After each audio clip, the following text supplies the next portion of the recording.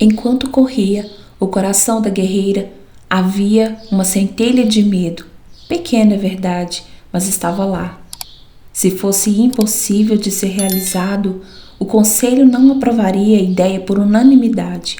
O rei não daria seu aval. Mitre segurava a batanga em uma das mãos para evitar perdê-la, porém nem a sentia mais. Mesmo antes de entrar na Cidade Dourada, Mitre viu o palácio de Arcade, ao longe, como uma gema valiosa sob a luz absolutamente polido e dourado e fulgurante, quase incandescente. Estava particularmente lindo naquela luz. Ocupava todo o horizonte à sua direita, sobre o Monte dos Lírios. O gigantesco domo azul que encimava o palácio exibia uma cor de lápis lazuli, só que infinitamente mais intensa. O tom azulado do domo variava de acordo com a luminosidade e podia assumir desde tons de água azul até um profundo azul cobalto, sempre em intensidades extremamente brilhantes. Mitre fixou os olhos ora em Arcade, à medida que o caminho a colocava de frente para o palácio e em seus jardins forrados de lírios brancos, ora na cordilheira Órion, cujas alturas iam ficando mais à esquerda, mas ela corria sem diminuir o ritmo. Aquilo a acalmava, fazia com que gastasse um pouco da energia acumulada que não gastara no treino. Agora estava quase na cidade. Não muito longe dali ficava seu próprio lar. Próximas ao palácio de Arcade havia dezenas de mansões, espalhadas em meio aos jardins e bosques, ou em torno do lago, o maior da Cidade Dourada. Suas águas fluíam ao longo da base do Monte dos Lírios, costeando parte da ala norte do palácio.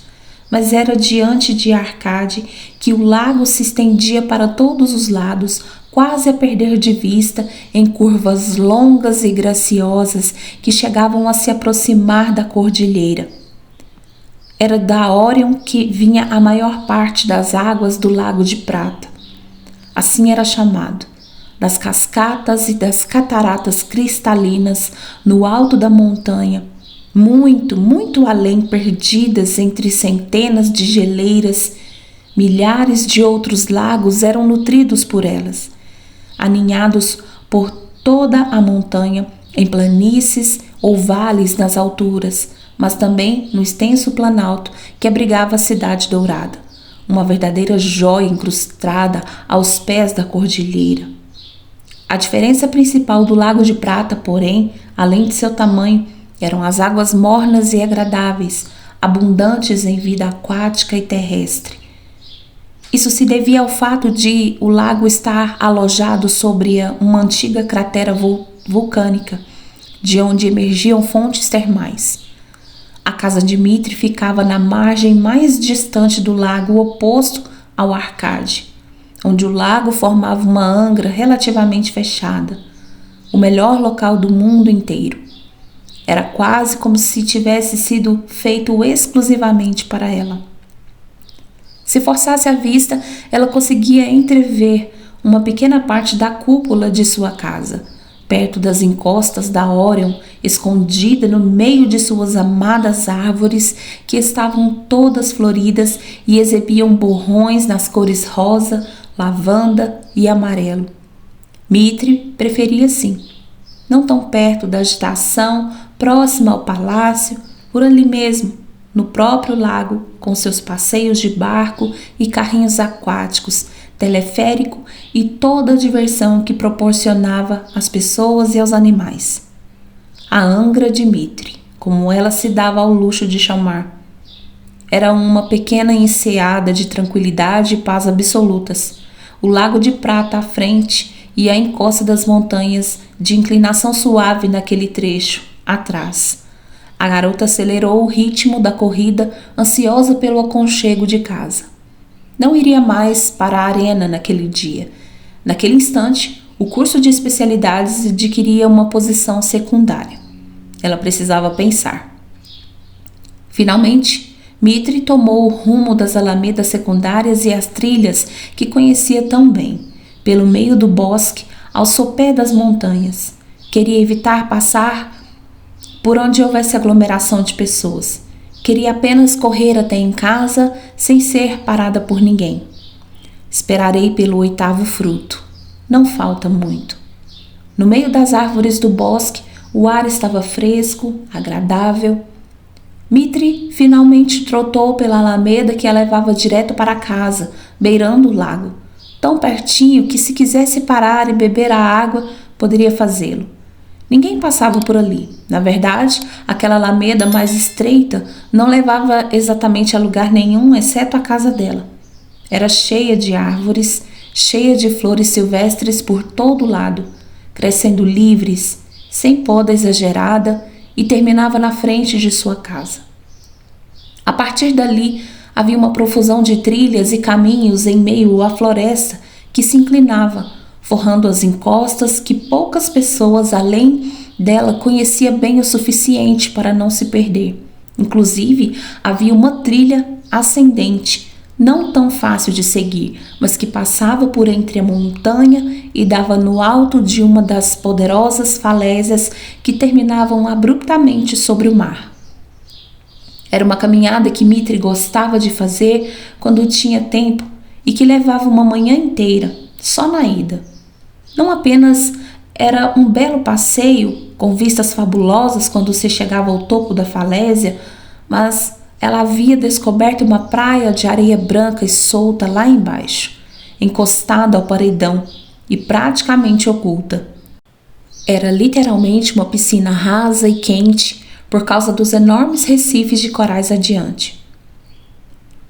Ao chegar em casa, a jovem atirou as armas sobre o banco comprido de madeira maciça ao lado da entrada envidraçada e chutou longe as botas que ficaram caídas por ali mesmo, no meio do caminho.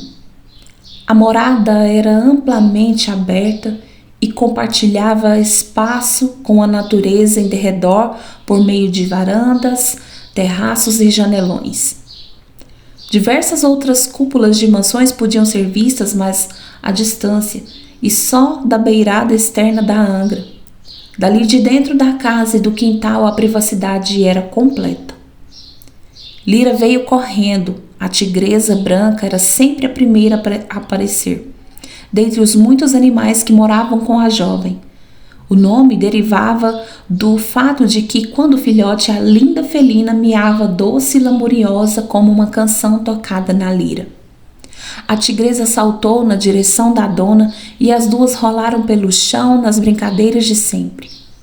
Mitri terminou deitada sobre os tapetes coloridos de sua enorme sala, a cabeça apoiada na barriga do animal que ainda insistia na farra, dando-lhe patadas amorosas na cabeça. Depois de um tempo afagando a tigresa, Mitri ergueu-se de um salto. "Você nem imagina o que tenho para contar", exclamou. "Venha." Saiu para os fundos de sua casa, cujo extenso gramado levava à beira repleta de avencas, samambaias da Angra.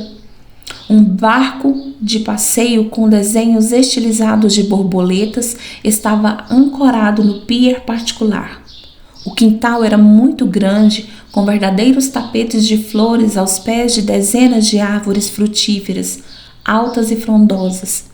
As frutas que caíam eram logo comidas pelos animais, e aqueles que podiam iam buscá-las direto no pé.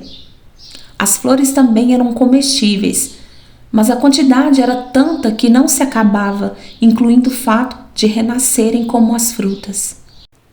Mitri olhou para as flores e se lembrou das mitrarcas. Flores renasciam, mas não naquela rapidez instantânea, como ela vira acontecer. Era aquilo que mais intrigava nas flores monstro. Embora tudo no reino fosse inesgotável, tudo renascesse, as tais mitrarcas eram diferentes de tudo, afinal. Mitri não estava disposta a avaliar o que aquilo significava, não agora. Caminhou pelo quintal, passando perto da horta, mais uma fonte de alimento para seus animais. pois também brotava o tempo todo. Era grande e variada, nem precisava cuidar muito. Os animais amavam. Mitre orgulhava-se muito de seu espaço e como ele era eficiente e incrível, não apenas para ela, mas para todos os seus amiguinhos. Naquele momento, tudo o que Mitre queria era ficar em seu cantinho especial, a gruta. Por estar tão perto das encostas mais suaves da montanha, tinha o privilégio daquele esconderijo dentro de seu próprio esconderijo. Ela mesma tinha construído uma pequena área especial na frente da entrada da gruta. Um muro de pedras vazadas, baixo, entremeado às árvores e coberto por trepadeiras, delimitava o espaço, separando-o do restante do quintal.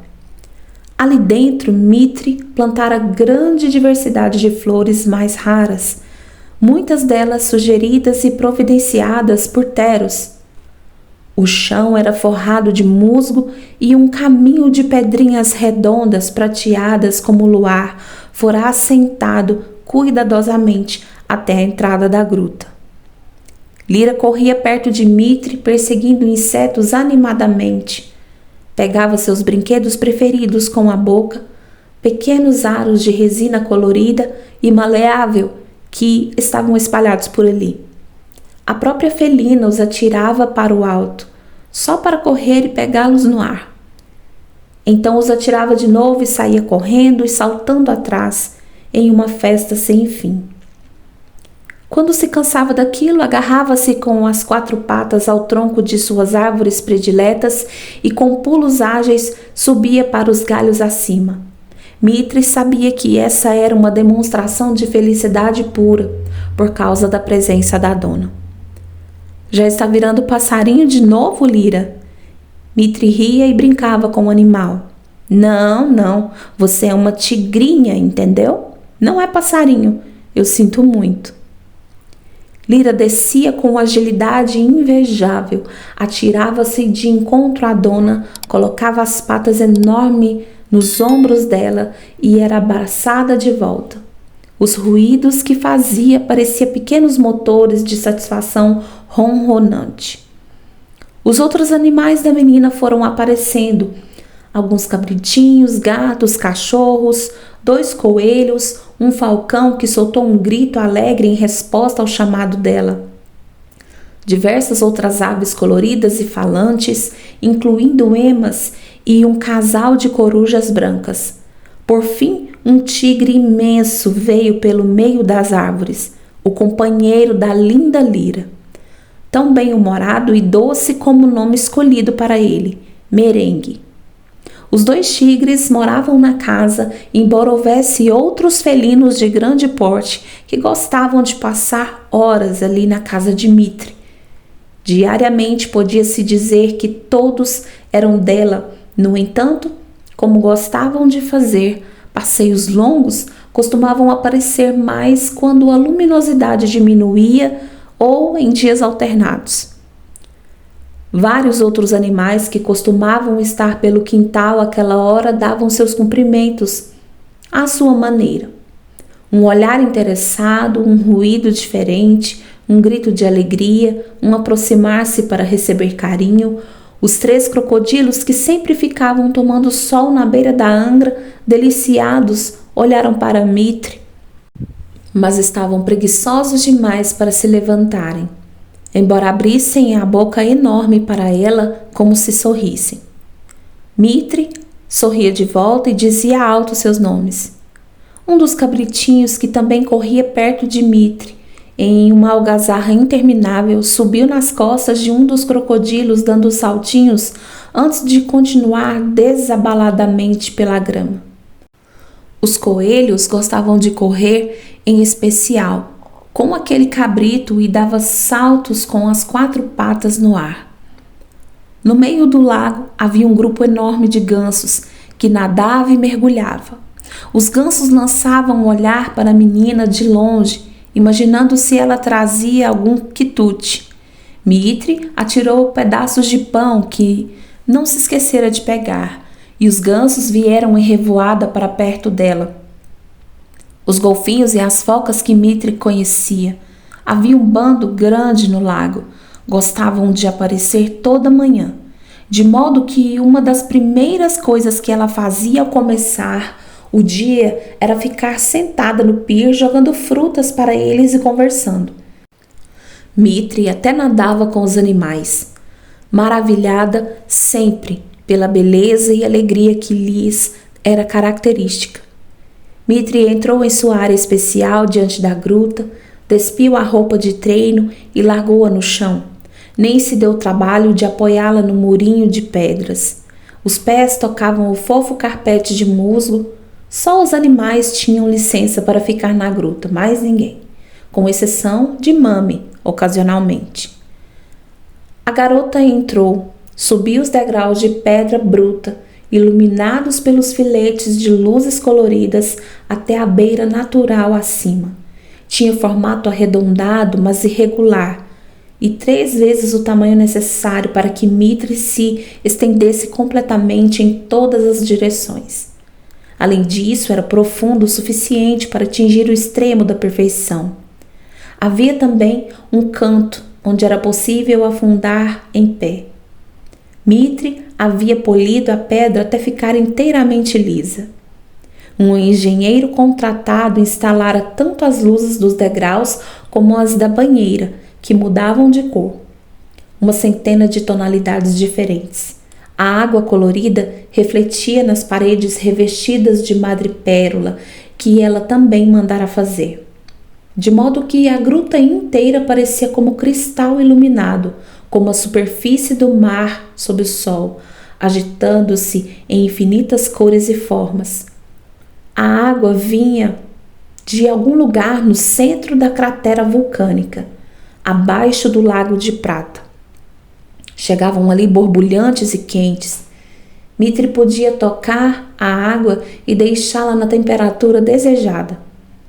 O ambiente era solitário e tranquilo, ideal para se limpar e permanecer quieta depois de um dia inteiro de treino, ou apenas para ficar de conversa consigo e com os animais, ou para cantar à vontade. A acústica era muito boa ali. E Mitri tinha uma voz linda. Também servia de refúgio quando estava triste, mesmo não sendo no banho que ela repunha suas energias. Mitri adorava o contato com a água. Por isso entrou logo, emitindo um suspiro de satisfação e deixou o corpo flutuar por alguns instantes, leve e solto.